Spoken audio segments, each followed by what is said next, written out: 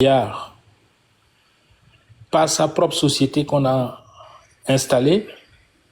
C'est leur propre société. Il n'y a pas d'appel d'offres, il n'y a rien. On multiplie le prix par 10. On multiplie le prix par 8. On fait un prêt au nom du Bénin. On décaisse. Vous avez vu aujourd'hui, quand vous vous promenez dans Cotonou, vous allez voir beaucoup d'endroits qui ont été rasés, clôturés par des tôles, pour des projets que seul Patrice Talon connaît. Même l'ancien stade d'Apapa est rasé. Est-ce que j'ai menti? Non, vous n'avez pas menti, mais seul Patrice Talon connaît, c'est un peu bizarre. Nous avons un ministre. Il a fait un débat avec qui pour investir. Quelle est l'Assemblée nationale qui lui a donné l'autorisation de prendre autant de prêts?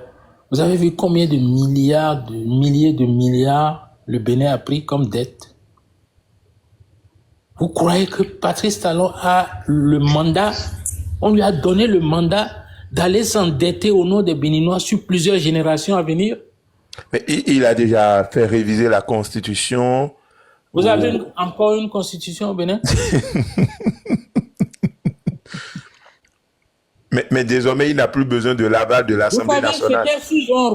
C'était sous un roi que, je crois que c'était Louis XIV ou Louis XVI, qui a convoqué des députés pour venir à Paris pour se pencher sur la question de la dette.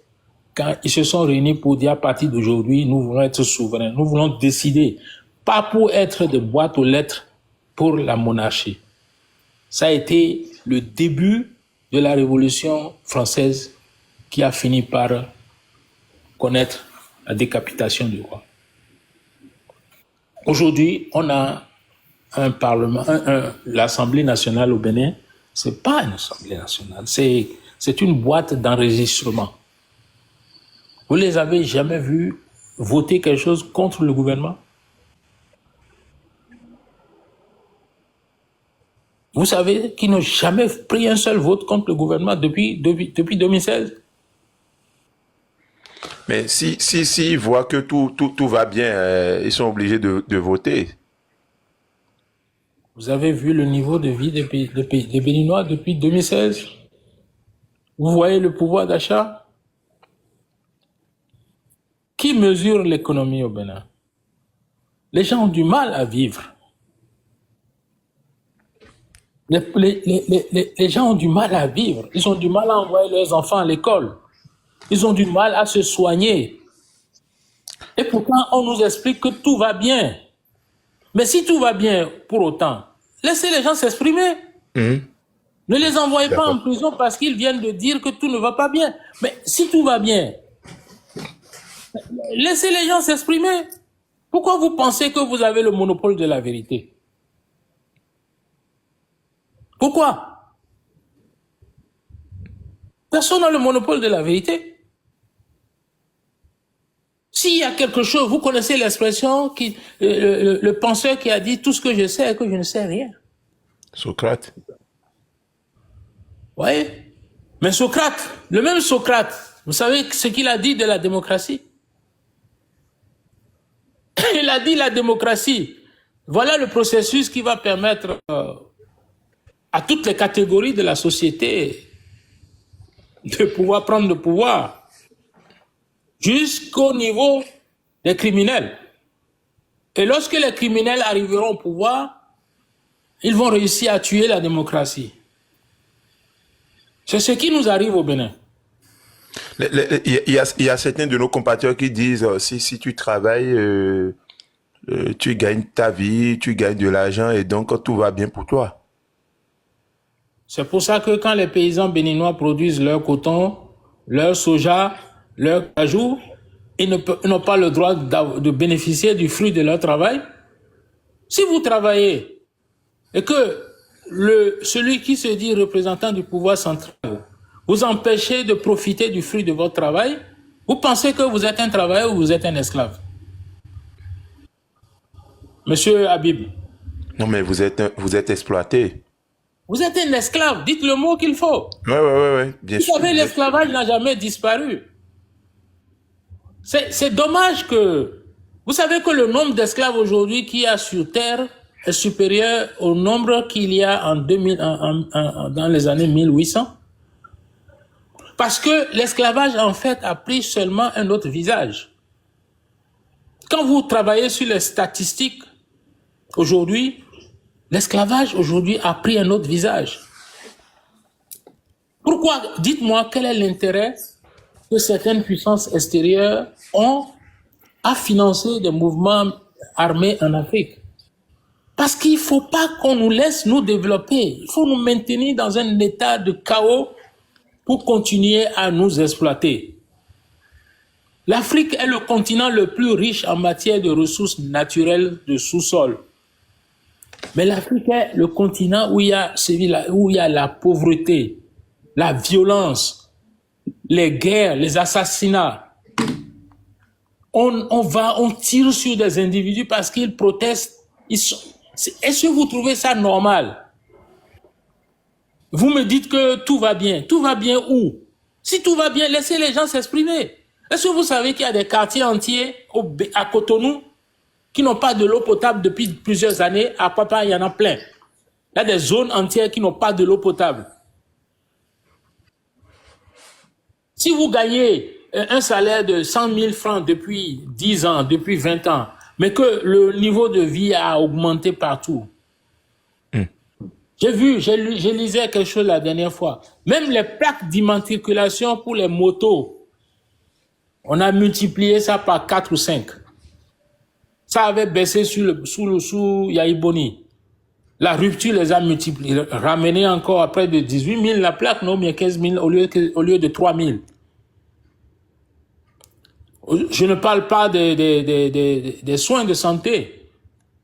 Les personnes qui sont atteintes, je ne vais jamais arrêter de répéter ça, les personnes qui sont atteintes de suffisance rénale, dont le gouvernement refuse de les soutenir par rapport à leur séance de dialyse, qui meurent comme des mouches. Les écoles, vous ne savez pas qu'il y a des écoles, même pas loin de vous, à Cotonou, qui n'ont même pas de toit. Mais pourtant, on a construit des écoles sur le terrain qui appartient à l'État et on va en conseil des ministres pour prendre des décisions de subventionner ces écoles-là parce que ça s'appelle l'école Talon. L'injustice aujourd'hui, c'est le standard, c'est la norme, quoi, en fait. Dans tous les domaines, donnez-moi un seul domaine où la possession, le droit de propriété privée n'existe plus au Bénin. Est-ce que vous voulez dire que cette décision prise au Conseil des ministres pour subventionner les écoles privées, que c'est dans l'intention de subventionner l'école Manuel Talon? Bon, on a dit qu'on veut subventionner les écoles internationales du Bénin. Il y en a combien, les écoles internationales? Et puis quand vous prenez une décision, un pays comme le Bénin, vous prenez une décision pour la majorité des Béninois qui souffrent. C'est bientôt la rentrée scolaire. Combien de parents béninois ont les moyens de payer l'école de leurs enfants? Combien ils sont? Combien ils sont de pouvoir faire face aux besoins? Même aujourd'hui, pour s'inscrire à l'université, ce n'est pas gratuit. Même si vous finissez de payer, vous étudiez dans quelles conditions? Est-ce que vous savez que le régime Talon a fermé des universités qui étaient hors du territoire? Il y a des universités qui ont... je crois que c'était au temps du régime précédent, ils avaient commencé à mettre des écoles dans la Takura, dans la Donga et autres là. Des écoles, même certaines écoles de formation pour les jeunes filles et autres. Ils ont fermé ça. Je connais plusieurs qui ont été fermés.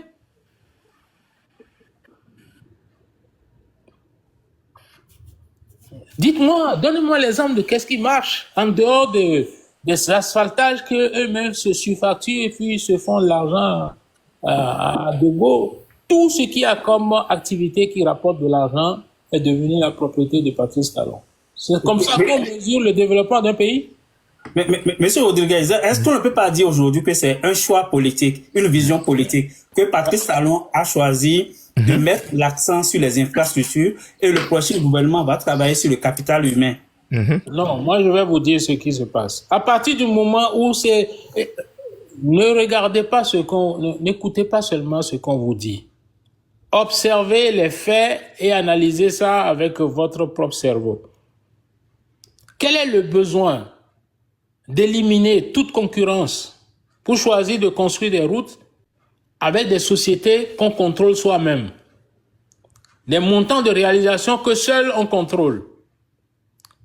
Il n'y a pas c'est pas un bid, c'est pas un appel d'offres. Ce sont des sociétés qui appartiennent à Patrice Talon qui réalisent les infrastructures. À quel prix? Vous savez quels sont les prix? Il n'y a pas de transparence autour de ça.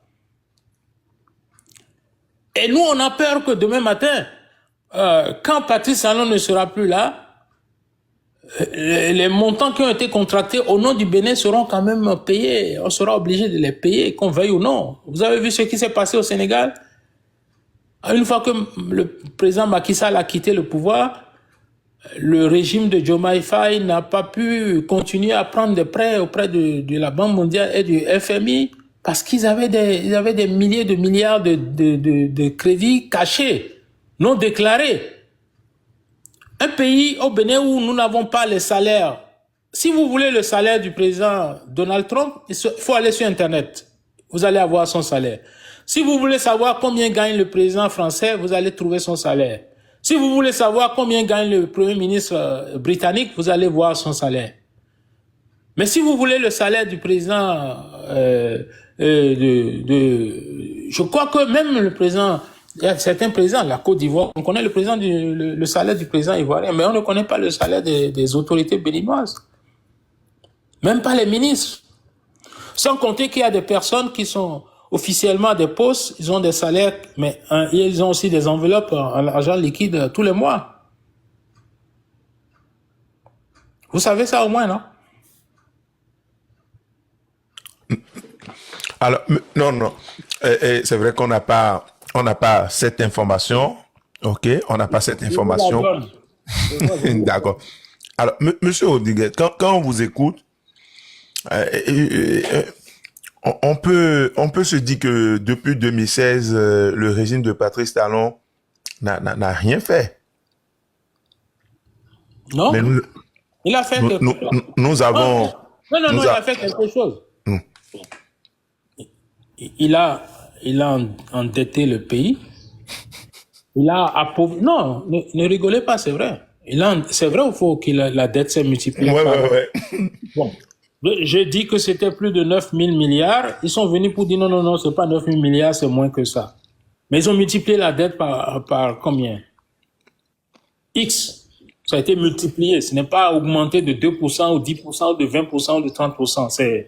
Mais est-ce que le niveau de vie des situations, paradoxalement, ça s'est dégradé? Donc, il a utilisé la réalisation d'infrastructures. Vous vous rappelez qu'au début de sa prise de pouvoir, il était opposé au programme élaboré par Yahi Boni pour faire les infrastructures, pour dire qu'on ne pouvait pas faire ça. Mais il a très vite compris que c'est les infrastructures qui peuvent lui permettre de détourner le maximum de l'argent qu'il prend au nom des Béninois. Parce qu'on prend des prêts en notre nom. OK? Et puis on dit qu'on veut réaliser des routes. On réalise ces routes-là. Mais on multiplie le prix de la réalisation par 5, par 6, par 10. On se met la différence en poche. Aujourd'hui, Patrice Talon est plus riche que l'État béninois. Et l'argent de Patrice Talon revient encore des fois sous forme de prêts dans les levées de fonds pour revenir pour endetter le pays. Donc, vous allez avoir des enfants. Vos enfants vont payer les dettes à Patrice Talon. Vos petits-enfants vont rembourser Patrice Talon. Vos arrière-petits-enfants vont le rembourser. Vous n'avez pas encore fini. Je ne sais pas combien de générations ça prendra. Est-ce que vous êtes sûr que les routes et les ponts vont rapporter assez d'argent pour rembourser la dette? Et puis, il y a un truc, un élément que je voudrais que tout le monde comprenne, une fois pour toutes. Vous ne pouvez pas...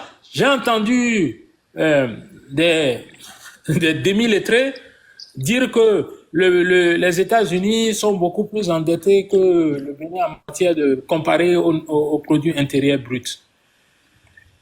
Quand vous avez vos enfants, envoyez-les à de bonnes écoles. Le péché absolu, c'est l'ignorance. Il n'y a pas de plus grand péché que l'ignorance. Je vais vous expliquer un phénomène qui est simple. La dernière fois, quand j'étais sur le plateau de M. Jossou, j'expliquais ce qui s'est passé à la sortie de Bretton Woods lorsque on a pris la décision de mettre le dollar comme monnaie de référence internationale, n'est-ce pas? OK. Vous avez entendu, si vous allez regarder, le général de Gaulle, par exemple, 20 ans après ce phénomène, est sorti pour dire, mais écoutez, les États-Unis ont un avantage excessif, un privilège excessif par rapport à leur position du dollar. Au début de cette mesure, il avait été question, parce que quand vous prenez une monnaie pour dire quelle est la monnaie de référence, il faut déterminer quelle est sa valeur. Et la détermination qu'on avait donnée à l'époque, c'était par rapport à l'or. L'once d'or coûtait 35 $. OK? Et puis, c'était donc un dollar qui était convertible en or. Ce qui signifie que si vous avez du dollar, vous pouvez aller à votre banque et demander à votre banque, je voudrais que vous me donnez l'équivalent de mon argent en or. La convertibilité était acceptée, au début c'était à un pourcentage de 20%, je crois. Mais à un moment donné, lorsque les États-Unis se sont jetés dans des guerres à ne pas finir, ils ont fait la guerre de Corée, ils se sont jetés pour faire la guerre du Vietnam, les États-Unis ils continuaient d'imprimer les dollars. Parce qu'ils ont le pouvoir d'imprimer les dollars. C'est leur monnaie locale qui est en même temps la monnaie internationale et la monnaie de réserve mondiale. Ils ont commencé à imprimer sans limite. À un moment donné, ils ont constaté que le volume de dollars était tellement élevé qu'ils n'avaient plus assez d'or. Parce qu'il était question qu'il y ait l'équivalent en or déposé à la Banque centrale des États-Unis pour compenser. Parce que si, par exemple, aujourd'hui, vous, à Habib, vous avez 10 millions de dollars et puis vous dites, donnez-moi ça en échange, l'équivalent en or. Mais si le gouvernement n'a pas ça, on appelle ça un défaut de paiement. Donc, c'était à l'époque du président Nixon. C'était en 1971. Il a décidé de dire, les États-Unis n'ont plus les moyens de continuer à garantir, à baquer le dollar avec de l'or. Nous allons supprimer cette convertibilité et désormais, c'est la signature du Trésor américain qui garantit la valeur du dollar. Mais il a dit que c'était une mesure provisoire et temporaire. Mais cette mesure est devenue définitive. Et depuis lors, aujourd'hui, le dollar, pour vous montrer la différence, vous savez qu'est-ce que ça coûte aujourd'hui, l'once d'or aujourd'hui? Ce qui était à 35 $ à l'époque, coûte aujourd'hui près de 3 500 $. C'est pour vous montrer combien de fois le dollar s'est dévalué. Depuis cette époque de 1945 à nos jours. Et c'est un avantage que les États-Unis possèdent, qui est le principal avantage qui permet à l'Amérique d'être la première puissance économique du monde. Et cette puissance économique a fait de l'Amérique en même temps aussi la puissance militaire du monde. Et les deux, ces avantages, permettent à l'Amérique d'aller sur le marché, de prêter de l'argent pratiquement sans limite. Parce que le jour que et puis quand ils prêtent de l'argent, ils s'endettent. Ils s'endettent à l'intérieur, ils s'endettent à l'extérieur. Ça veut dire quoi? Il y a un mécanisme qui a été mis en place, qui est basé, c'est ce qu'on appelle le pétrodollar. Le pétrodollar, c'est que quand les Américains ont fait un deal avec les Saoudiens, pour dire d'imposer au monde entier l'achat et la vente de pétrole exclusivement en dollars. Lorsque vous achetez le pétrole ou vous vendez le pétrole, vous gagnez des dollars. Et ces dollars sont obligatoirement réinvestis dans l'économie américaine à travers les achats de bons de trésor. C'est pour ça qu'on dit que l'Amérique vit à crédit en permanence. L'Amérique vit sur le dos des autres. Cet avantage, c'est un avantage que personne n'a, aucun pays ne peut prétendre l'avoir. Donc, ils prennent de l'endettement. Aujourd'hui, vous savez quel est le niveau de la dette des États-Unis? C'est près de 42 000 milliards de dollars. On ne parle pas de la dette. Il y a d'autres dettes qui sont à l'intérieur dont on ne parle pas. Aucun pays n'a cet avantage-là. Tandis que nous, quand nous nous endettons en dollars ou en euros éventuellement, mais nous devons travailler et prendre nos ressources pour rembourser. Voilà. Nous passons des dizaines d'années à payer seulement des intérêts. Et vous savez que il y a des dettes que nos pays africains ont contractées qu'ils ont remboursées déjà 2, 3 fois, 4 fois le montant de la dette. Et pourtant, le principal est là, on n'a toujours pas encore remboursé. Seulement, les intérêts ont déjà dépassé 2 ou 3 fois le montant de la dette. Et puis, quand ils sont fatigués, ils viennent un jour, ils vous disent, on va vous faire une remise de dette.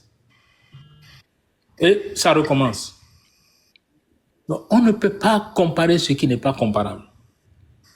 Vous ne pouvez pas vous lever et dire, les États-Unis ont un niveau de... Les États-Unis peuvent avoir, même si vous voulez, 200% de leur produit intérieur brut. Leur capacité de s'endetter n'a rien à comparer à un petit pays comme le Bénin. Est-ce que je me fais comprendre? Mais oui, très bien même. Les amis, attendez d'abord. Hein. Je ne sais pas pourquoi vous faites ça. Alors, déjà, ceux qui sont en commentaire, j'ai été clair au début du live. OK? Si vous n'êtes pas d'accord, je ne suis pas d'accord et vous dites, vous donnez votre avis. Mais si vous tenez des propos désagréables, on va vous bloquer carrément du live. J'ai demandé qu'on vous mette en sourdine, mais une prochaine fois, je vais vous bloquer. Ouais, nous sommes plus de 4500 personnes. On ne va même pas vous bloquer et sentir qu'on a bloqué quelqu'un. Donc, soyez courtois. Alors, déjà, quand M. Rodriguez essaie de répondre à une question, il essaie de donner des illustrations. Si vous ratez des occasions comme ça pour apprendre, je ne sais pas à quel moment vous allez apprendre. Nous sommes jeunes. Et nous avons l'obligation de nous cultiver. Quand il y a des informations comme ça, on les note. On va chercher. On se cultive. Regardez la manière dont l'aîné parle. Il parle avec tellement c'est-à-dire tellement d'éléments. Vous n'avez pas envie d'être comme lui. J'ai envie d'être comme ce monsieur. Ils sont immenses, ces aînés-là. Ils sont immenses, ces aînés-là. Et imaginez, c'est des années de lecture, de recherche. Mais nous, on n'a pas envie d'être comme ça. On a envie de parler, je suis pas d'accord, je constate que tout va bien dans mon... Et puis c'est fini. On n'est pas cultivé. Quand on parle, on sent que c'est léger, c'est fou là quoi. Et même quand on a l'occasion d'apprendre, on estime que non, on est pressé. On n'a qu'à parler du Bénin. On te parle de l'histoire. Pourquoi nous avons le blanc aujourd'hui? C'est peut-être parce qu'il y avait le gris, il y avait le bleu. Et c'est la dissolution du bleu et du gris qui a donné le blanc d'aujourd'hui. Si tu ne sais pas ce qui s'est passé, comment tu peux comprendre ce qui se passe aujourd'hui? C'est notre défaut. C'est notre incapacité à apprendre. Hein? C'est ça qui nous pousse à être des pions, des spies, à être à la remorque parce qu'on a des carences. Et quand on a l'occasion d'apprendre, on ne rate pas. Moi, je suis très concentré sur ce qu'il dit. Et je note. J'enregistre. Voilà, c'est comme ça. Alors, on va évoluer, monsieur Rodriguez.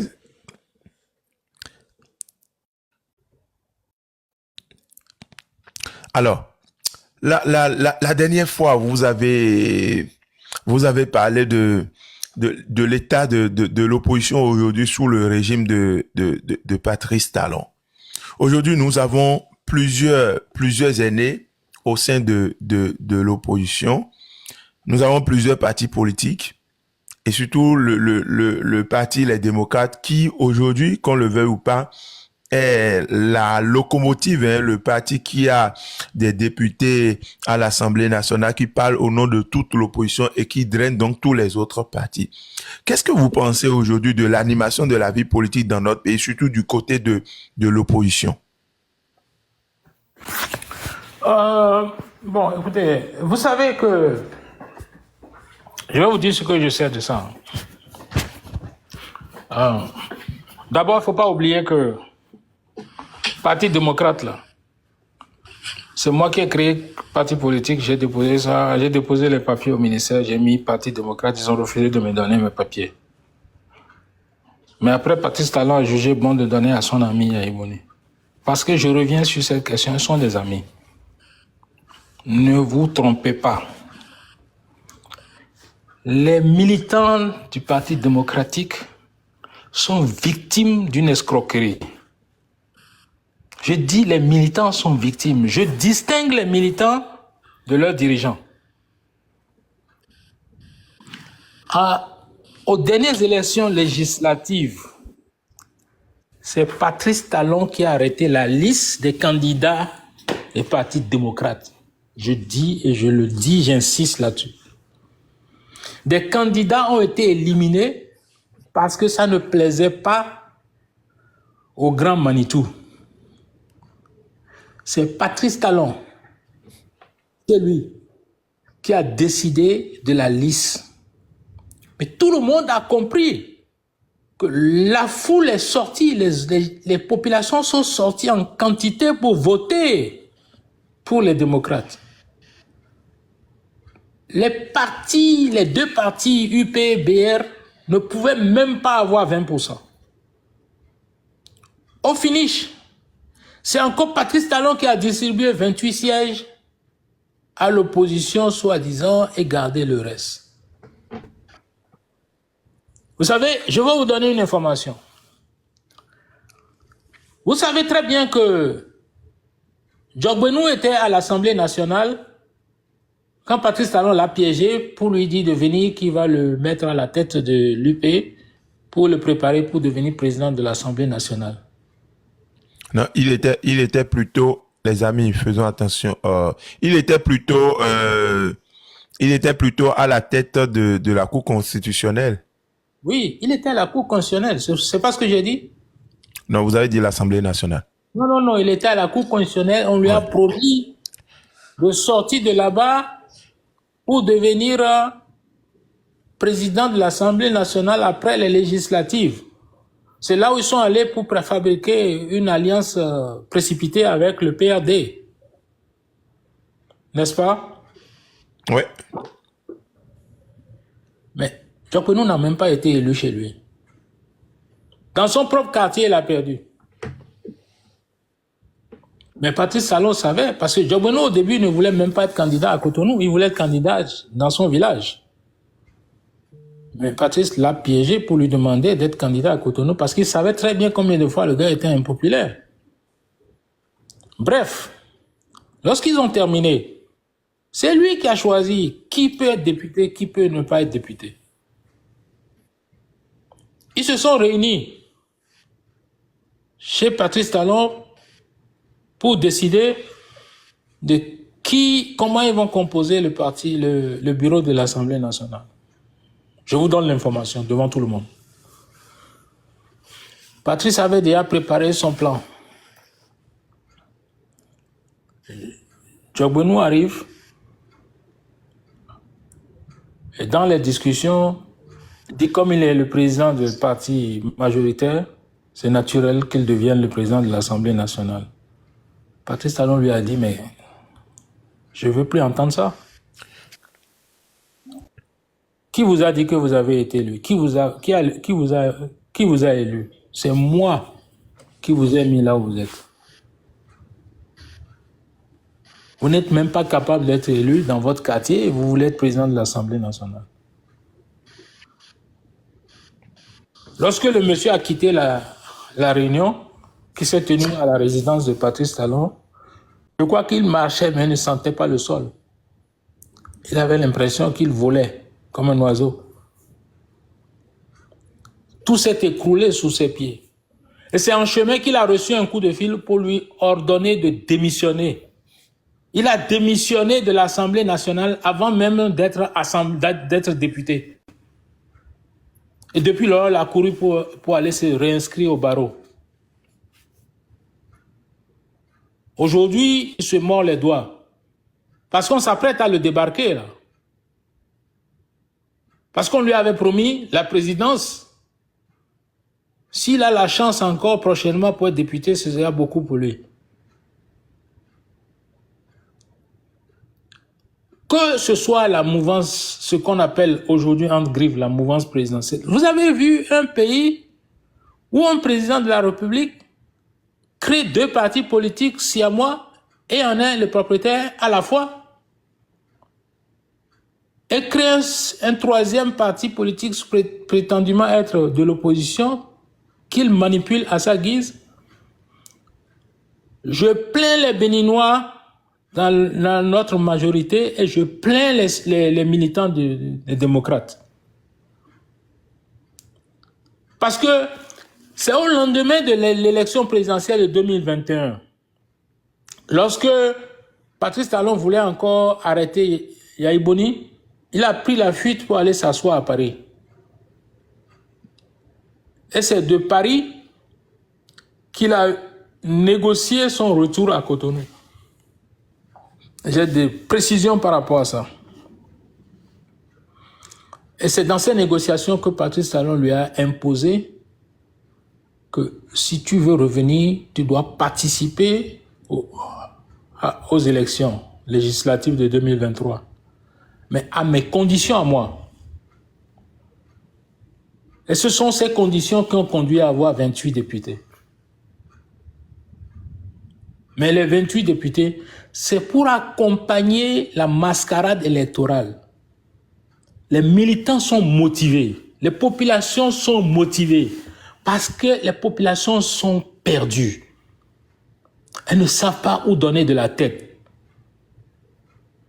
Mais je parie. Yahi Boni veut les rassembler comme du bétail pour aller les livrer à Patrice Talon. Il n'y a pas d'opposition au Bénin. L'opposition est piégée. Les vrais opposants, on ne va jamais leur donner la parole. On ne va jamais les laisser s'exprimer. Je l'ai dit tout à l'heure. Si vous êtes aussi sûr de vous, vous croyez que Patrice Talon peut être candidat face à moi? Même si je dors, je vais le gagner. Il ne peut pas. Est-ce que vous savez ce qu'on appelle Fagbe? Il ne peut pas. C'est un tricheur. Il n'est pas un compétiteur. Mais aujourd'hui, le président de la République, Patrice Talon, a tellement impacté les Béninois. Il n'est pas président de la République. Il a volé l'élection de 2021. À partir de ce moment-là, je n'arrête pas de dire qu'il n'a pas gagné les élections. Il a volé les élections. Et quand on vole une élection, on n'est pas président. Il a pris ça. C'est un pirate. Vous savez, si vous prenez un territoire sous contrôle avec les militaires, vous êtes armés, vous êtes forts et autres, c'est la force, c'est la violence. C'est pas une élection. Mais quand vous dites que vous pouvez le gagner aujourd'hui à travers la voie des urnes, mais aujourd'hui, beaucoup de Béninois aiment Patrice Talon. Est-ce que vous pouvez faire le poids face à lui? Je sais que vous faites partie de ceux qui l'aiment, non? C'est ça, non?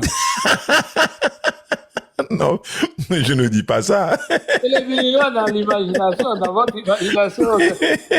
Vous faites de l'ironie. Patrice Talon, il est mieux placé que vous pour ce qui ne fait pas 10% dans l'électorat. Et s'il fait, il n'a qu'à tenter de faire une vraie élection. Vous savez, l'élection au Bénin aujourd'hui ne peut pas se jouer en tant qu'élection. Il faut déjà passer le cap de soi-disant parrainage. Il faut passer le cap de la Sénat. Il faut passer le cap de la Cour constitutionnelle. Même si vous gagnez dans les unes, vous ne gagnerez pas à la Sénat, vous ne gagnerez pas à la Cour constitutionnelle. Et puis, ça nous amène au niveau de nos forces de l'ordre. C'est eux qui constituent... Si vous quittez aujourd'hui le stade de Patrice Talon et sa fortune, les plus riches aujourd'hui au Bénin, ce sont les officiers supérieurs de l'armée et de la police, parce que c'est eux qui constituent le socle sur lequel Patrice Talon est assis, son pouvoir est assis sur la force et la violence. Vous êtes sûr que quelqu'un qui veut effectivement quitter le pouvoir dans 8 mois ou je ne sais pas combien de mois, il fait ce qu'il fait là pour aller chercher les opposants journalistes jusqu'en Côte d'Ivoire. Il casse, il rase les maisons, il rase les stades, il rase les trucs. Il a des projets pour 2036. Quand il a rencontré les jeunes là, vous l'avez pas entendu? Il faisait des projets de développement pour 2036, 2035 et autres. Vous n'avez pas remarqué ça, Monsieur Habib? Si vous devenez président, c'est le programme de Patrice Talon que vous allez exécuter? Non, mais pas du tout. Jamais, jamais. Donc, s'il parle, observez-le, analysez ses faits et gestes, et vous allez comprendre qu'est-ce qu'il veut. Et je lui lance le défi. Il est incapable de laisser le pouvoir volontairement, sauf si on le chasse. Et nous devons le chasser. Mais le président de la République, M. Patrice Talon, a plusieurs fois martelé qu'il laisse le pouvoir en 2026. Tout flatteur vit aux dépens de celui qui l'écoute. Est-ce que ça veut dire que vous ne croyez pas en son départ? Mais je ne peux pas dire mieux que ça, je ne crois même pas. Je crois qu'il ne partira que lorsqu'il est forcé de partir.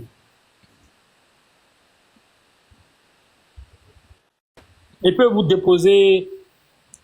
Il a plusieurs options dans sa poche. En tout cas, il ne partira pas de lui-même.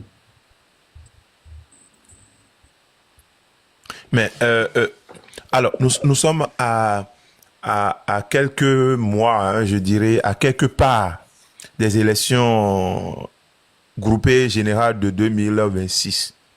Et jusqu'à présent, voilà, on ne prend aucune candidature au sérieux. Oui, voilà, justement, je voudrais savoir pourquoi aujourd'hui il y a cette incertitude, même si des gens déclarent leur candidature, hein, je ne dis pas qu'ils ne sont pas des gens sérieux, mais on se dit, bon, voilà, comment il aura le parrainage, comment il veut faire. Il y a cette incertitude, pourquoi? Le code électoral arrange que 2 personnes au Bénin. Patrice Talon et Yahi Boni, vous voulez dire? Ce n'est que les 2. Et quand Patrice Talon a rencontré les jeunes la dernière fois, il a dit ça à la présidence. Il a dit à Guy Mitokwe, si ce code n'existait pas, les démocrates seraient déjà en plusieurs morceaux. Donc, même dans la situation actuelle, il est en train de leur dire, vous êtes encore debout grâce à moi. Et vous croyez que sur ce point-là, il a menti? Il n'a pas menti. Donc aujourd'hui, celui qui donne le pouvoir en dehors de lui-même sa personne, celui qui donne le pouvoir à une deuxième personne de désigner éventuellement un deuxième candidat face au candidat du pouvoir, c'est encore Patrice Talon. Ils sont que 2. Si le pouvoir n'a pas choisi son candidat, qu'est-ce qui empêche l'opposition de choisir le sien? Mais de toute façon, ce serait une mascarade. Si on va aux élections avec ce code, avec ce Sénat et avec cette Cour constitutionnelle, il ne faut pas se faire d'illusions. Et cette armée, la police, qui est là pour mater. Est-ce que vous savez que au Gabon, lorsqu'il y a eu les élections présidentielles qui ont conduit au coup d'État, le plan de Ali Bongo était d'envoyer les militaires mataient les populations pour imposer sa victoire. Il a fallu que ces mêmes militaires qui étaient chargés d'aller mater la population retournent leurs fusils contre Ali Bongo pour que le pouvoir de 50 ans s'écroule en 2 minutes. Patrice Talon est un individu. Il ne peut pas faire ce qu'il fait sans l'aide des soi-disant cadres intellectuels, des gars qui sont bourrés de diplômes, mais qui n'ont rien du tout dans la tête. Et puis, des personnes qui ont l'arme, qui ont le fusil, qui sont prêts à tout faire pour l'imposer. On tape aussi mal, les amis. Dans ces 2 catégories de personnes, Patrice Talon va prendre la fuite. Il ne peut pas... Est-ce que vous le voyez prendre un bain de foule? Quand il veut prendre des bains de foule, ce sont des hommes que lui-même il place, à qui on distribue de l'argent, et on s'assure qu'ils n'ont rien sur eux. Et il vient vers eux, entouré de ses garde-corps, il fait semblant de ça. Il ne peut pas. Mais vous voulez dire que tous ces compatriotes qui applaudissent le chef de l'État chaque fois quand on finit les cérémonies du 1er août sont payés pour le faire? Bon, écoutez, il ne pèse pas dans l'électorat. Il ne pèse pas 5%. Il ne peut pas. Mais attendez, à moins que les gens soient des masochistes. Mais les personnes, ils ont vu ce qui est Patrice. Mais il y a des gens qui aiment Patrice Talon au Bénin. Il y a... Mais c'est dont les parents profitent du pouvoir. Vous savez très bien que les enfants de ministres qui gagnent plusieurs dizaines de millions par mois. Vous voyez ceux qui, quand on vous dit qu'il y a des scandales financiers, quand on vous dit qu'on est en train de surfacturer, il y a eu des milliards qui ont été décaissés pour soi-disant faire les rénovations de stades qui n'ont jamais été certifiés. J'ai appris qu'on vient encore de rejeter la certification du stade de Cotonou, non? Bon, on n'est pas un scandale près au Bénin. On est en train de construire l'Assemblée nationale, un nouveau bâtiment. Le budget est déjà multiplié par 4 ou 5. Et bon, quand il y a tout ça là, il y a des gens qui profitent de ça. Ceux-là, ils sont là. Ils sont prêts à mourir pour ne pas perdre le pouvoir. Il y a des privilégiés. Ben, ils sont combien par rapport à la population? C'est de ça qu'il s'agit. La population qui souffre, les travailleurs qui souffrent. Vous voyez aujourd'hui, n'oubliez pas que c'est les syndicats que Patrice Talon a pris en otage. C'est à partir de la bourse du travail qu'il organisait comment vous appelez ça? Les mercredis rouges. Mercredis rouges, où les hommes se promenaient en rouge. Et puis c'était des agrégés en droit, des professeurs, les Jogbenou et autres là, qui étaient des chouchous des étudiants. Bon, quand ils ont eu le privilège de prendre le pouvoir, ils nous ont inventé un autre droit, on dirait des menuisiers. Le certificat de conformité, quitus fiscal. Patrice Talon n'a jamais payé d'impôts. C'est lui aujourd'hui qui impose le quitus fiscal aux gens. Vous savez que jusqu'à l'heure où on parle, on n'a pas encore laissé la main libre pour avoir le quitus fiscal pour pouvoir participer aux élections. Ça va encore se passer comme en 2023. Des gens vont avoir même leur certificat en main, ils ne pourront pas être sur la liste. Si quelqu'un veut aller donner la bénédiction à la mascarade, la personne va participer aux élections. Sinon, il n'y a pas d'élection. Mais s'il n'y a pas d'élection, Talon risque de rester au pouvoir à vie. En tout cas, c'est son intention. Alors, on va respirer un peu. Les amis, faites beaucoup attention dans les commentaires. Il y a un autre modo qui vient de faire son entrée dans le live, lui, bloque seulement, ok? Il s'agit de Extracteur. Vous avez déjà été plusieurs fois. C'est-à-dire, il a déjà bloqué plusieurs personnes. Faites attention, s'il vous plaît. Restez, ayez de retenue. Ok? Mickey Klein. Soyez courtois dans les commentaires. Vous pouvez ne pas être d'accord, c'est votre droit. Je ne suis pas d'accord. On ne va pas vous bloquer pour ça. Mais si vous insultez, on va vous bloquer. Ok, Mickey Klein.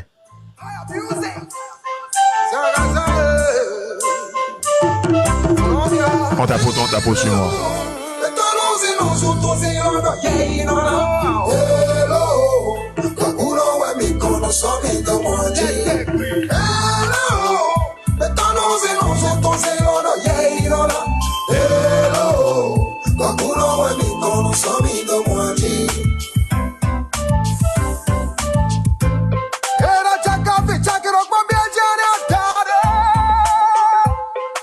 Les gars, on tape sur moi. Mais tapoter le DJ Mickey Klein. Mais les renforcer les pour cadeau pour leur m'a hésité. Merci.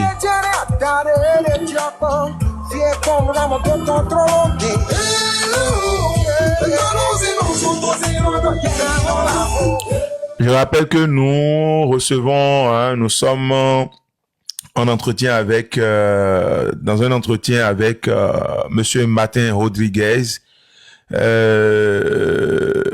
Nous parlons de l'état de droit, de la politique, des libertés individuelles et collectives et de la démocratie dans notre pays. On va aborder aussi tout à l'heure la question de l'agriculture, ok? Et peut-être on va parler des dettes. On aura d'autres émissions avec lui et avec d'autres figures de l'opposition. Ici c'est l'opposition, hein, vous avez compris. Voilà, ici c'est l'opposition. Mais n'empêche qu'on reçoive aussi les gens de la mouvance, hein, pour poser des questions ou pour faire des débats, hein, contradictoires avec certaines figures de l'opposition.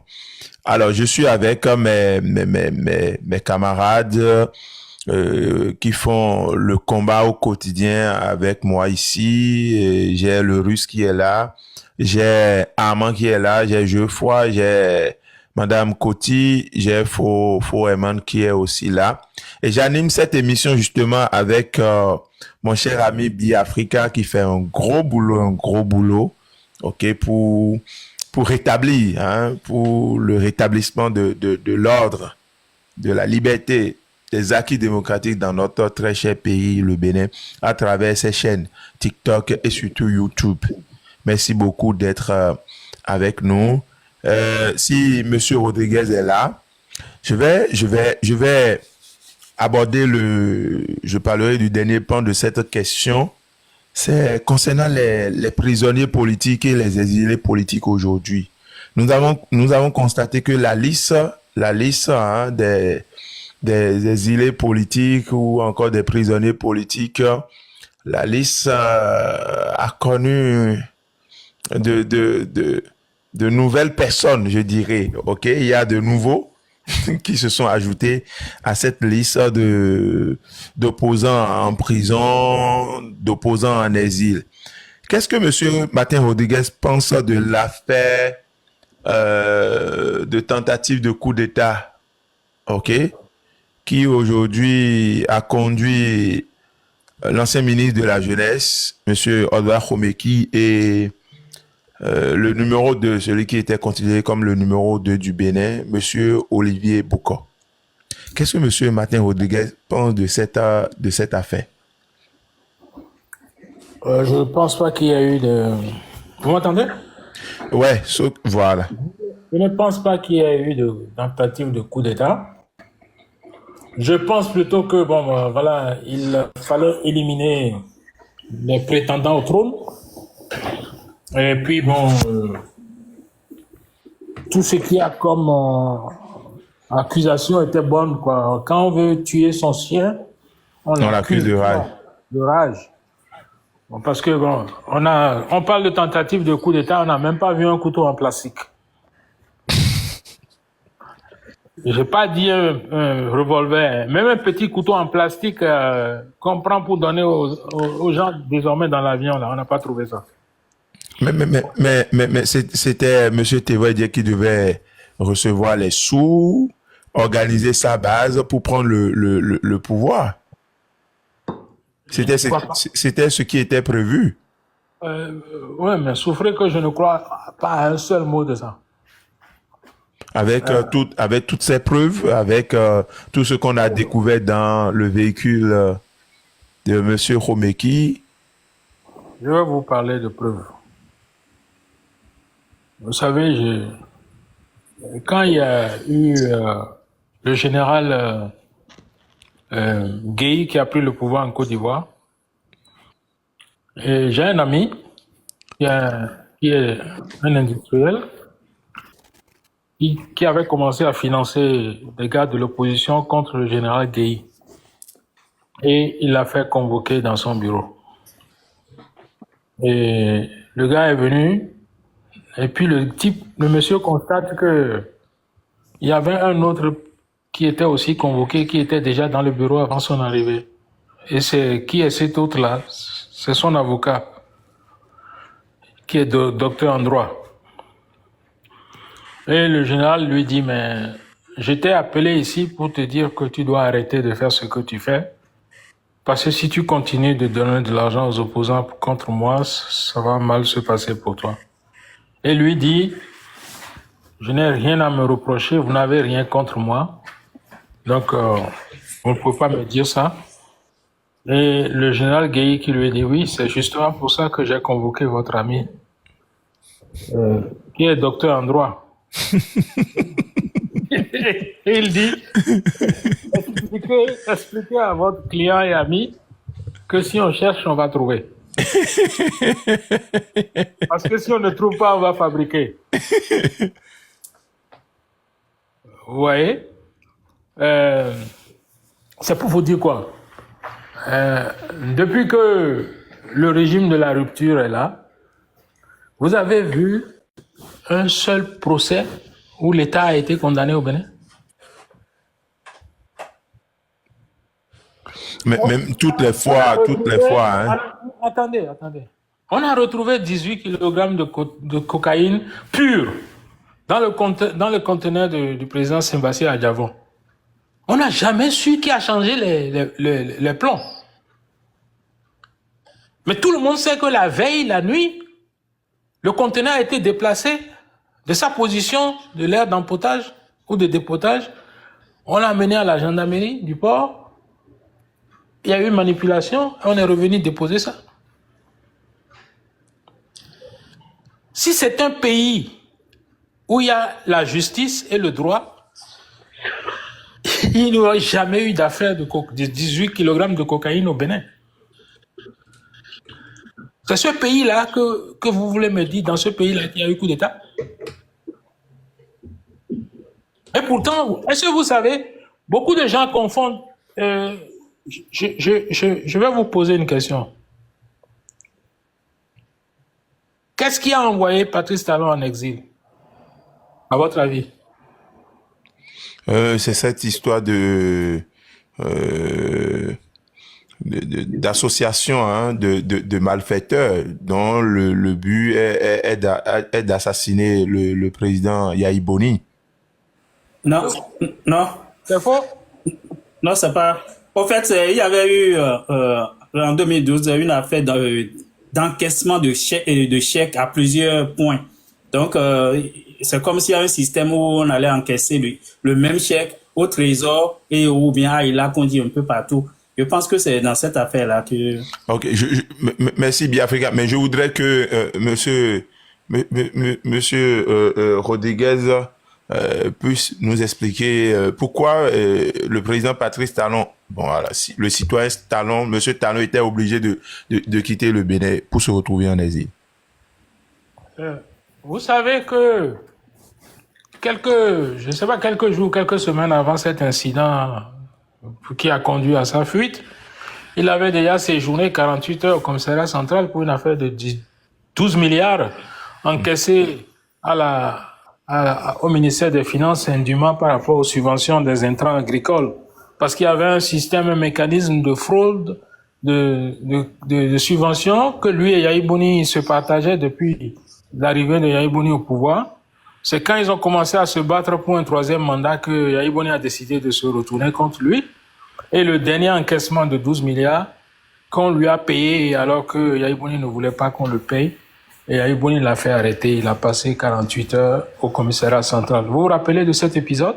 Oui. C'était le commissaire Rondéon qui était au commissariat central. Et puis, juste après ça, puisqu'ils ont beaucoup de dossiers, ils ont beaucoup de casseroles ensemble, les deux. C'est pour ça qu'il y a un mécanisme qui est mis en place, entre parenthèses, qui fait que depuis 2006, le Bénin est gouverné par deux individus, Patrice Talon et Yahi Boni. Les deux s'entendent pour faire un jeu de rôle.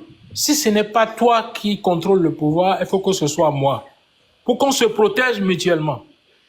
Donc, après cet incident de commissariat central, il y a eu l'affaire de PVI, où Patrice Talon, comme dit M. Jossou, encaissait les mêmes montants, soi-disant, dus aux prestataires qui étaient Bénin Contrôle. On encaissait plusieurs fois les mêmes montants. Mais il y avait eu, jusqu'à aller encaisser de l'argent liquide au bureau de la douane, port. De quoi on parlait de 3,5 milliards en liquide. Qu'on a mis la pression sur le chef caisse de la douane. Les douaniers sont sortis pour dénoncer cela.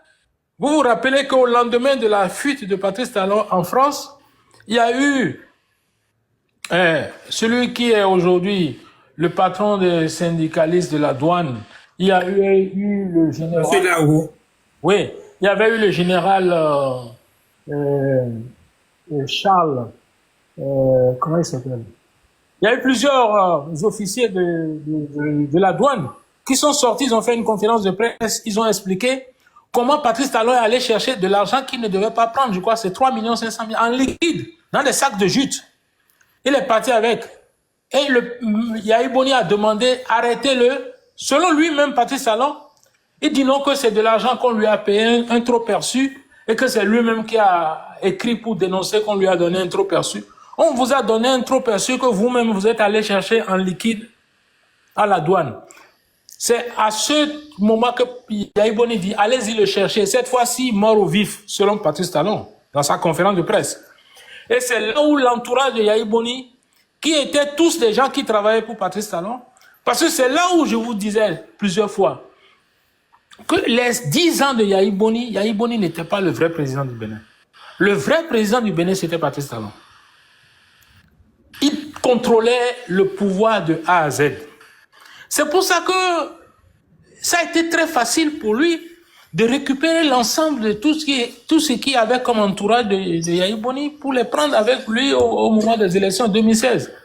C'est pour aller le chercher par rapport à cette affaire de 3,5 milliards qu'il a dû rentrer dans le coffre d'une voiture que sa femme aurait conduit pour aller le livrer à Mathieu Adjovi, qu'il a conduit à traverser la frontière en se déguisant en femme pour aller prendre son avion au Nigeria et se retrouver en France pour dire qu'il était un exilé. C'était une fois en France qu'il a organisé une tentative de coup d'État qui a conduit son cousin en prison et le spécialiste de... Comment vous appelez l'autre commandant qui était patron de renseignement. De renseignement, monsieur... Pilizomaou. Monsieur Konfi. Il a conduit ces deux-là en prison. Et c'est quand ce coup-là a échoué, je connais même, il y a un proche de Patrice Talon qui m'a dit « Oh, mais nous avons juste commis l'erreur de laisser le discours qu'on devait prononcer le jour du coup d'État dans la maison de Dayon. Et puis on l'avait trouvé aussi avec une quantité d'argent qui devait servir à payer les militaires. C'est notre erreur. » Mais encore, c'est Yahi Boni seul qui a le secret de ces trucs. Malgré toutes ces évidences, il n'a pas pu établir qu'il y avait vraiment une tentative de coup d'État. Puisque après, quand il y a eu le dossier de tentative d'empoisonnement, quand le coup d'État a échoué, il y a eu le dossier de tentative d'empoisonnement, où Patrice Talon a eu la force de corrompre l'entourage de Yahi Boni, son médecin personnel et sa nièce, pour transformer son médicament en poison. On a fabriqué en Israël les pilules Les médicaments que Patrice Yahi Boni prenait tous les jours, on a mis là-dedans du poison pour lui administrer cela. Et ce qui a sauvé Yahi Boni, c'est que sa nièce a commis l'erreur de partager cette information avec son petit copain, un Libanais, qui allait dire ça à un des gardes du corps de Yahi Boni, monsieur Capochichi, je crois, qui a fini par l'emmener chez le fils du président. C'est comme ça que le complot a échoué. Donc, voilà des vrais faits de coup d'État. Voilà des vrais faits de tentative de déstabilisation. Mais celui-là, il a fait tout ça. Après, il a eu... il était en France, il s'est retrouvé sans papier en France. Mais je vais vous donner une information capitale par rapport à ça. Est-ce que vous savez que Patrice Talon était en France, il n'avait pas de papier, il ne pouvait pas voyager. Il n'avait pas de passeport. Le président français était prêt à le bloquer en France pour qu'il ne quitte pas. Pour qu'on termine les élections au Bénin avant qu'il ne rende les élections 2016. Monsieur Habib, vous savez qui a fait rentrer Patrice Talon au Bénin? Non.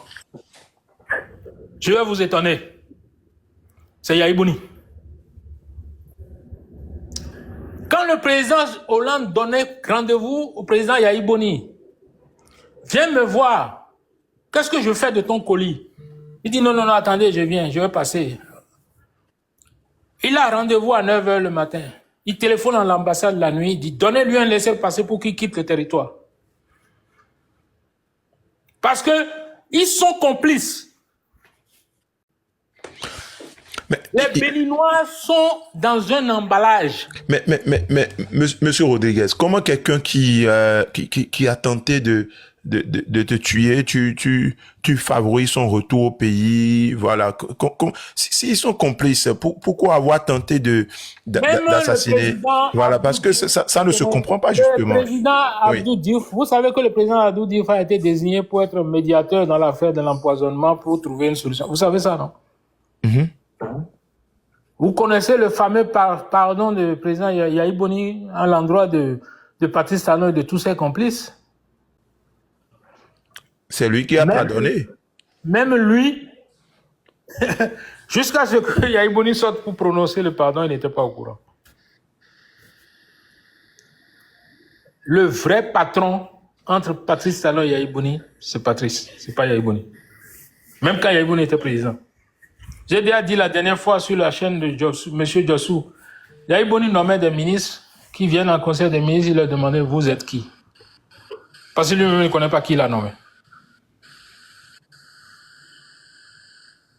Ça vous étonne? Non, ça ne nous étonne pas parce que voilà, ils ont partagé le pouvoir. Non, ils n'ont pas partagé le pouvoir. Parce que vous ne pouvez pas être président d'un pays après avoir été banquier pendant Yahi Boni a été banquier pendant des décennies. Il a fait la BCAO. Après, il a fait BOAD. Avant ça, il a été conseiller du président Soglo pendant des années. Il devient président de la République. Il prend 10 usines, les 10 seules usines qui appartiennent à l'État béninois, il donne ça à Patrice Talon.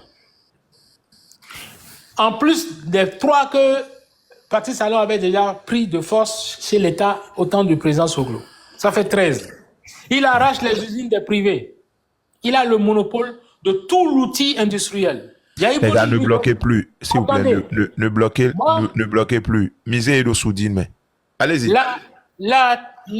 Dès que Yahi Boni a pris le pouvoir en 2006, les premiers jours, il a signé 3 décrets. J'ai les 3 décrets avec moi.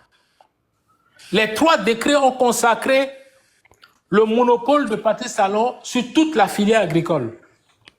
Depuis la semence jusqu'à l'importation des intrants, la distribution, la production agricole, l'usinage et tout. Il a tout. Ça, c'est le deal pour le premier mandat. Pour le deuxième mandat, il lui donne la douane, le port, l'aéroport. Vous êtes sûr que les deux partageaient le pouvoir ou bien le vrai patron, c'était lui, hein?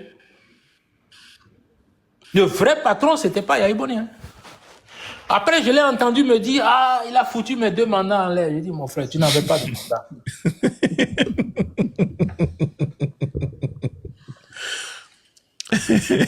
Donc, quand moi j'ai des amis qui sont membres du Parti démocrate qui me contactent, oui, il faut nous soutenir, je dis, je n'ai aucun problème. Mais le problème que vous avez, c'est Yahi Boni. Il va vous livrer à l'abattoir.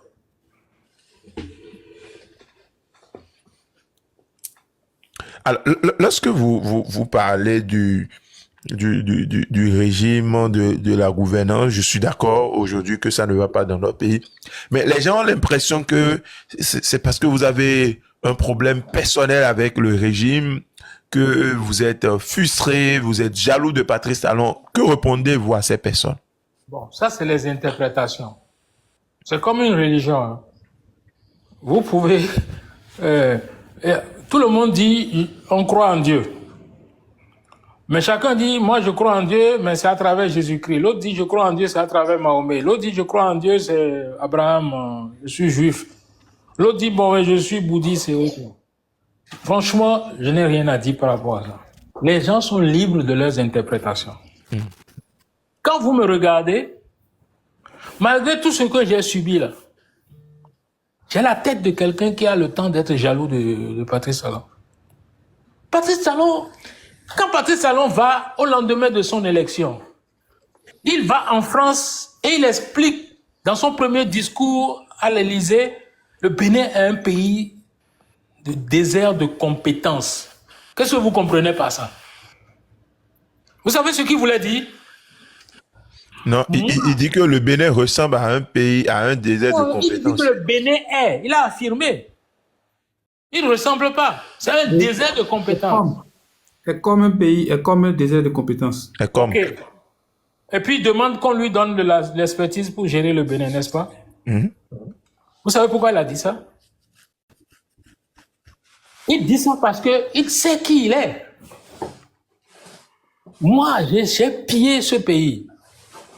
J'ai fait tout ce que je voulais. J'ai tentative de coup d'État. J'ai pris l'argent en liquide dans les sacs. Je suis rentré dans un coffre. J'ai fait le mur. J'ai volé. J'ai tenté d'empoisonner.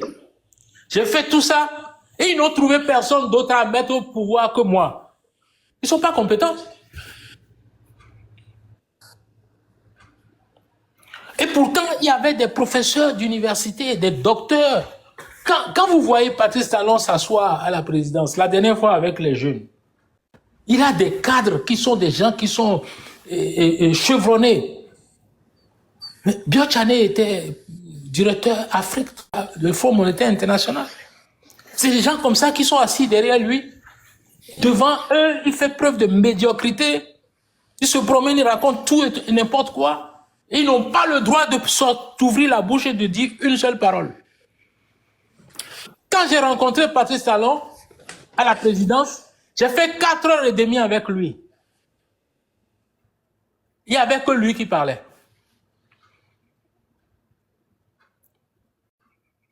Il n'y avait que lui qui parlait. Cette rencontre nous intéresse aussi dans cela. Nous avons remarqué que, je pense que c'est juste après l'an 2 de Patrice Talon, vous avez été invité Non, c'est la première année. Voilà. L'an 1 de Patrice Talon, je crois même que c'est en 2016. Hein. Vous avez été invité au palais et puis vous êtes sorti satisfait selon les journaux. Alors vous vous êtes dit quoi et qu'aujourd'hui ça n'a pas marché, vous êtes obligé de ne pas être d'accord. Satisfait. J'ai déjà expliqué la dernière fois dans le live de Monsieur Jossou comment ça s'est passé. Alors, Patrice Talon m'a amené là-bas juste parce qu'il voulait mes affaires, il voulait mon usine, il voulait mon hôtel. Et quand je me suis opposé à lui, il a dit bon voilà que je vais payer le prix quoi. Mais vous savez quand je suis sorti de cette audience-là, j'ai dit la dernière fois, on m'a dit que normalement c'est une rencontre qui ne devait pas être une rencontre officielle, c'est une rencontre privée, secrète, soi-disant. Mais en voulant sortir, Patrice Talon me dit, ah, les journalistes attendent à la porte. Et le premier ministre ivoirien me dit, hey, ce que tu as fait à l'intérieur là-bas, là, faut pas faire ça dehors ici. Hein. Si tu fais ça, c'est avec le président Ouattara que tu as fait cette fois-ci. Donc moi, je m'étais déjà battu 4h30 à l'intérieur. Moi, je ne fais pas les combats inutiles. Ça ne m'intéressait pas. Je lui ai dit, bon, écoutez, je vais utiliser les toilettes. Et puis quand je suis revenu, il dit, bon, ben, ok, c'est bien, on s'est rencontrés, on a parlé effectivement de mes investissements qu'il y a déjà dans le pays. On a parlé de mes investissements à venir. Et il a fait croire au Premier ministre que bon, voilà, il va me laisser continuer mes investissements dans le pays. C'est ce qu'il a dit ce jour-là. C'est ce qu'il a fait croire. Donc, mais il a commencé à poser des conditions. Et puis, le lendemain, après cette rencontre, j'ai continué à recevoir plus de conditions. Si vous voulez faire telle chose, vous devez donner de l'argent, vous devez... c'est pas... Vous savez, quand on ne veut pas que vous... Vous dites que le président a essayé de vous corrompre? Me corrompre, moi? Il vous a... C'est une forme de corruption. Vous dites? C'est une forme de corruption si vous dites à... La corruption, là, c'est quoi? C'est quand vous prenez l'argent, vous mettez dans la poche, c'est pas ça seulement qui est la corruption. Si on me demande, par exemple, que il faut que j'amène tel montant d'investissement pour faire la rénovation de mon hôtel, que je dois remplir telle condition avant et tout ça, là, en même temps, on prend les mesures, on a commencé à prendre des décrets pour annuler mes autorisations, pour faire les travaux de la rénovation, l'extension et tout ça, là. C'est contradictoire à tout ce qui avait été discuté, non? N'est-ce pas? Vous appelez ça quoi? C'est pire que la corruption. C'est du crime organisé. Vous voyez? C'est pire que la corruption. C'est ça? Alors, donc, vous voulez dire que cette rencontre, en réalité, vous n'étiez pas sorti satisfait? J'avais l'impression en sortant que on s'était compris, si vous voulez un peu.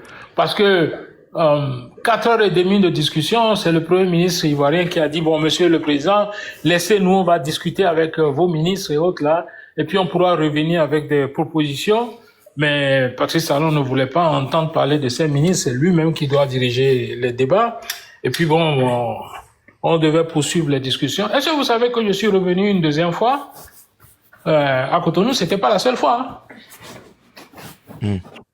Alors aujourd'hui, on a entendu que l'hôtel Sheraton n'était pas entièrement à vous et que l'État avait des parts. Non. L'État a vendu, j'ai payé cash.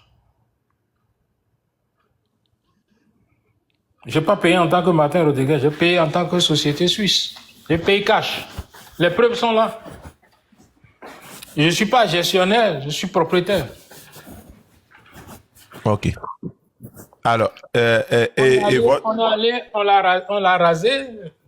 Moi, j'ai pas pris, on n'a pas fait un accord avec moi pour faire ça. Hein. Et par rapport à votre industrie de Niki, je pense bien, comment ça a été fait cette expropriation? Il faut poser la question à Patrice, comment il fait, c'est un magicien. Est-ce que vous avez été dédommagé? Non, moi je n'ai pas eu un franc. J'ai pas eu un sou. Mais je suis pas le seul personne, la seule personne au Bénin qu'on a exproprié depuis qu'ils sont là. Et je crois qu'ils continuent d'ailleurs. Ok. Alors, je vais laisser Monsieur Biafrika. Tu vas aborder la dernière question. On ne va pas parler des dettes aujourd'hui. On va faire un autre live, une autre émission avec Monsieur Rodriguez certainement pour parler des autres questions. Je te laisse le crachoir, vas-y. Ok, merci beaucoup Habib, et merci à Monsieur Martin. Si tu as d'autres questions concernant les libertés, la démocratie dans notre pays, tu peux les poser. Hein. Oui, oui, bien sûr. Peut-être je vais profiter pour dire à tous ceux qui nous suivent là, s'ils ne sont pas abonnés à ma chaîne Biafrica Web TV, de profiter pour s'abonner aussi. Et puis Habib l'a rappelé tout à l'heure aussi, j'ai ma plateforme YouTube où je mets des vidéos beaucoup plus longues, donc vous pouvez vous abonner un peu partout si vous êtes intéressé par l'actualité politique béninoise. Donc, il y a des éléments qu'on a déjà survolés depuis le début du live. Donc, on va juste revenir sur ça pour quelques précisions, surtout dans le domaine agricole. Vous l'avez dit tantôt que vous avez essayé d'amener une usine de fabrication d'engrais qui est bloquée jusqu'à présent au port. Vous avez parlé aussi de la production des semences certifiées pour augmenter les rendements. Est-ce que les gens vous ont expliqué pourquoi vous n'avez pas eu tous les agréments, toutes les autorisations nécessaires pour construire ces usines-là et puis faciliter la vie, si on peut le dire comme ça, à nos producteurs agricoles? Bon, je vais aller vite parce que... Bon, usine de semences. Quand vous amenez de la semence sélectionnée que vous pouvez augmenter les rendements, qui c'est une semence déjà protégée par des produits, on appelle ça en anglais acid dilantin plant. C'est de l'acide antibiotique et anti-pesticide qui protège déjà la semence et autres là. Vous allez utiliser moins d'insecticides, moins d'engrais, vous allez avoir plus de rendement. Donc, quand vous parlez de moins d'insecticides, moins d'engrais, vous touchez aux intérêts de qui? Patrice Talon. La mafia d'importation et de distribution d'intrants se sont jetés là-dessus. Vous savez que j'ai amené l'usine. Je me suis retrouvé un jour, je reçois une convocation un jour de la gendarmerie pour brigade de recherche.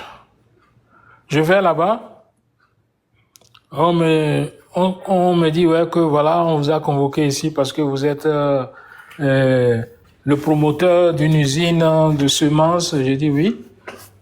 Qu'est-ce que c'est ça que la gendarmerie veut traiter? Donc, eux, ils veulent traiter un aspect de ça. Ils ont un dossier ici de la part du procureur de la République. Et quel est l'objet? Ils veulent savoir comment j'ai fait le montage financier. Et pour eux, le montage financier, c'est que j'ai amené un financement à un taux d'intérêt très élevé, un taux usuraire.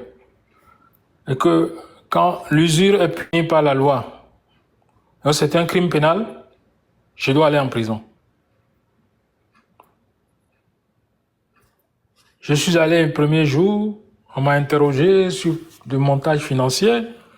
C'est un montage de 7 millions de dollars.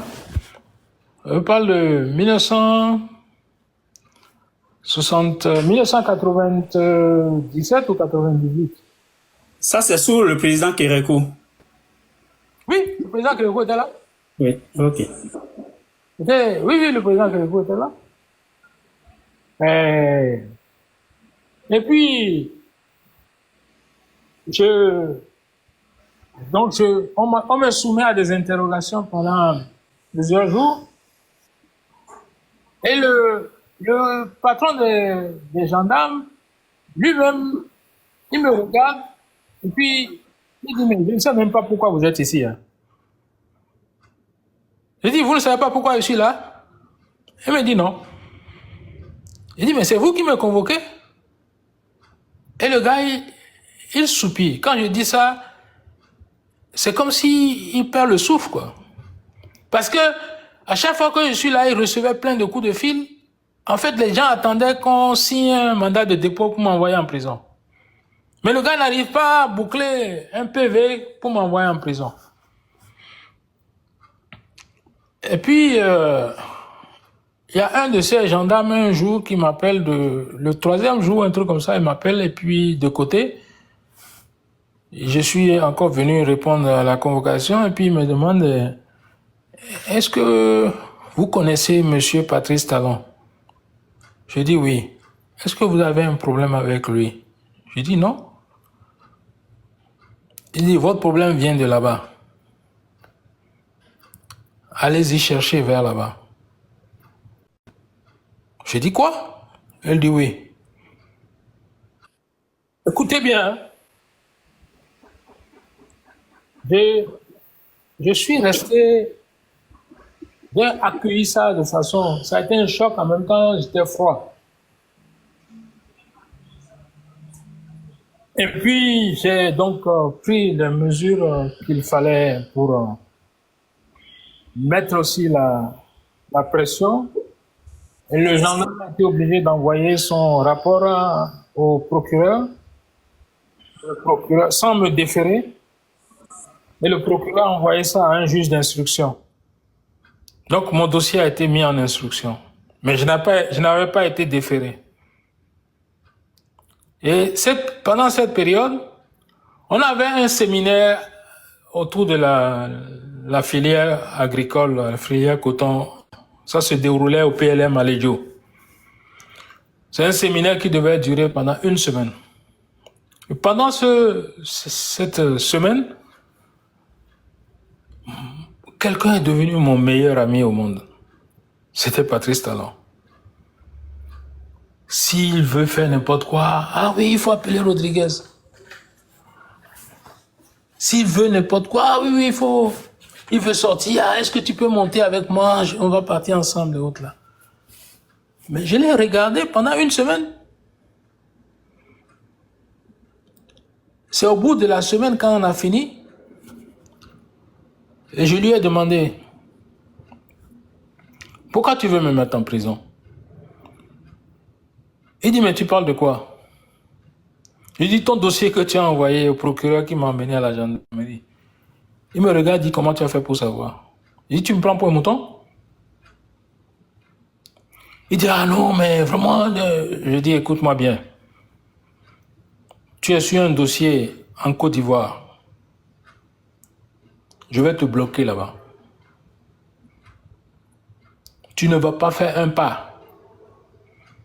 Le dossier que tu as déposé au tribunal contre moi, toi-même vas annuler ça. Il voulait me prendre à la légère. Le dossier qui était en Côte d'Ivoire, c'était la privatisation des usines de grainage de coton en Côte d'Ivoire. C'était avec mes associés suisses avec lesquels j'ai monté mes usines au Bénin.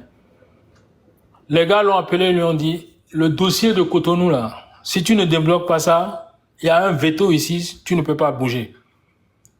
Et c'est là où Patrice Talon court vers moi. Dans une seule matinée, il m'a appelé 12 fois.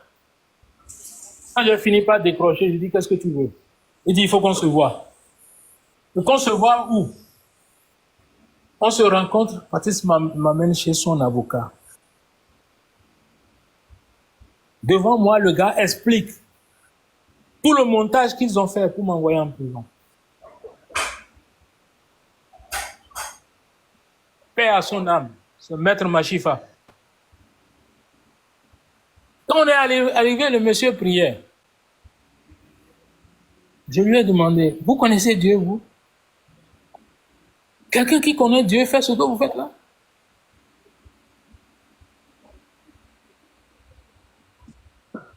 Mais, Monsieur Rodriguez, ce qu'on ne comprend pas, on a dit que c'était sous le président Kérékou.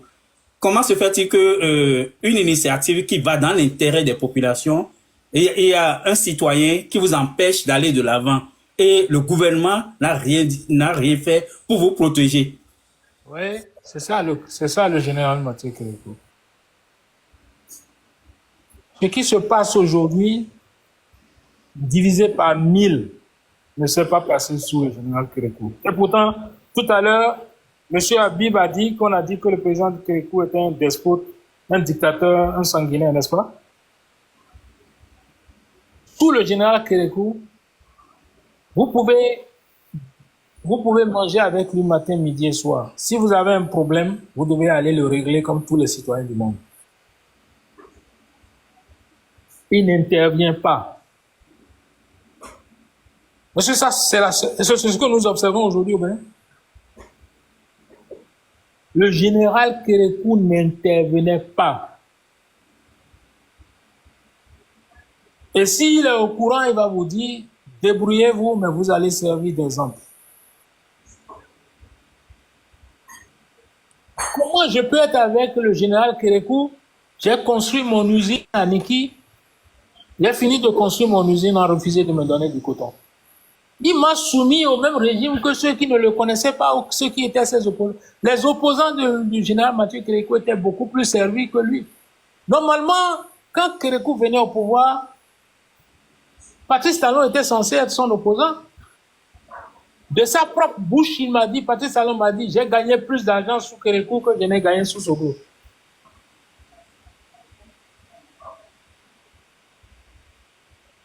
J'ai répondu à votre question? Oui, oui, mais bien sûr, monsieur Rodriguez. Il n'y a pas de favoritisme avec lui. Vous pouvez voir comment ses propres enfants... Vous avez vu combien de fois il a donné des marchés à ses enfants? Combien de fois... Aujourd'hui, là, quelqu'un m'a dit la dernière fois que oui, le milliardaire, le jeune milliardaire au Bénin, c'est Lionel Talon. Mais combien de milliardaires des enfants de Kérékou il y a dans la famille Kérékou? Non! Oui, toujours dans le domaine agricole, au cours des, on va dire bientôt, des 10 dernières années, on a vu que le Bénin a fait quand même un grand progrès dans la production de coton. Est-ce que c'est pas à mettre à l'actif de Patrice Talon? Bon, écoutez, comme c'est lui qui est le jour et la nuit, c'est lui seul qui annonce la pluie, qui annonce le vent, qui annonce la tornade. Quand on a parlé d'usine d'engrais tout à l'heure. Mon usine d'engrais, je l'ai amenée au Bénin en 2005. C'était au moment où mes machines venaient que je devais commencer à faire le montage que j'ai quitté le Bénin. Et puis, en 2005, j'ai dû donc soutenir le président Yahi Boni pour qu'il devienne président. Il est devenu président. Entre autres, je lui ai dit, bon, laissez-moi monter mon usine d'engrais. Le gars, il s'oppose. Laissez-moi, je vais monter mon usine d'engrais, il me tourne en rond. Un jour, il y a un monsieur que tout le monde connaît. Il est là, il est vivant, il est témoin. C'est le patron de Golf Télévision, Ismaël Soumanou. C'est lui, grâce à lui, puisque moi je ne pouvais plus voir Yahi Boni. Et pourtant c'est moi qui ai présenté Ismaël Soumanou à Yahi Boni.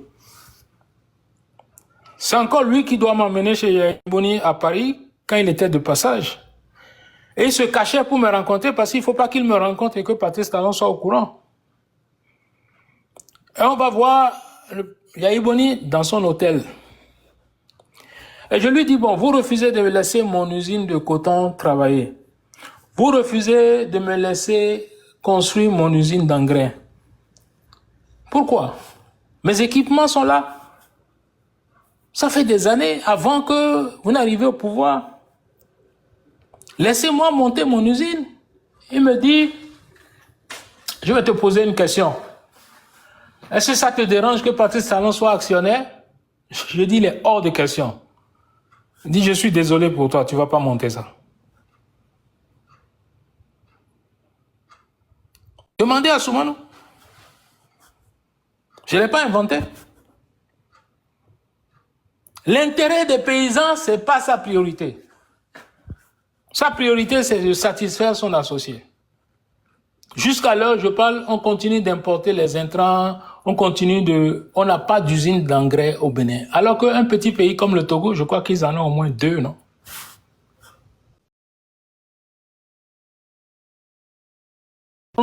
Pour dire la production a augmenté et tout ça là, ouais, c'est des magiciens. Il y a pas de statistiques qui viennent de ce régime auquel je peux croire. Je n'ai pas dit qu'ils n'ont pas produit. Je ne sais pas. Plus rien n'est transparent. Un pays où on ne peut même pas... Vous savez, quand je vous ai parlé tout à l'heure des élections législatives au Bénin, La loi dit qu'on doit afficher les résultats dans les bureaux des urnes.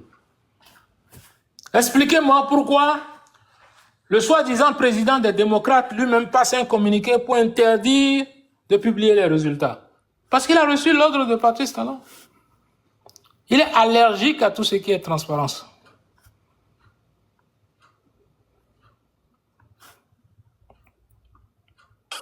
Ce qu'on a observé aussi au cours des dernières années, c'est toutes ces difficultés que les producteurs agricoles ont rencontrées, notamment les producteurs de soja, d'anacarde. On a vu par moments des villages qui ont été plus ou moins barricadés où on empêchait les producteurs. Est-ce que c'est pas, en agissant ainsi, le gouvernement ne tente pas de renforcer le tissu industriel local, intérieur? On revient toujours au même point lié aux transparences. Quelle est la capacité de transformation industrielle en matière de soja et en matière de cajou du Bénin? Vous pouvez donner le chiffre? Ça n'existe pas. Si le chiffre existe, ce n'existe que dans la tête de Patrice Talon.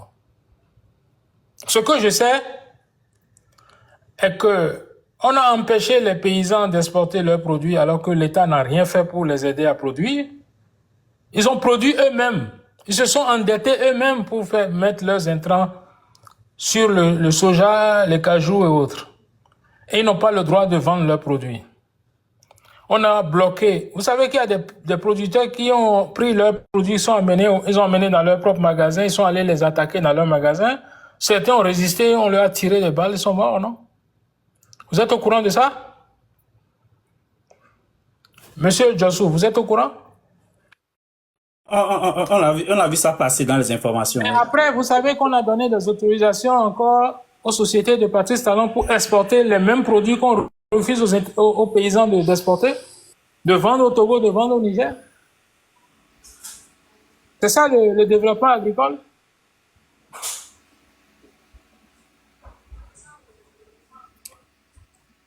Ok, qu'est-ce qu'il faut faire maintenant pour ces deux secteurs-là, la production de soja, si on prend ça, soja et anacarde, pour que les producteurs puissent tirer le meilleur des efforts qu'ils consentent chaque jour? Commencez à chasser Patrice Talon du pouvoir.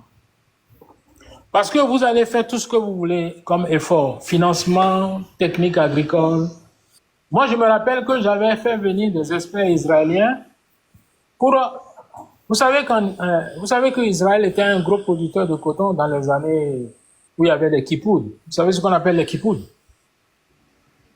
savez ce qu'on appelle les kippoud?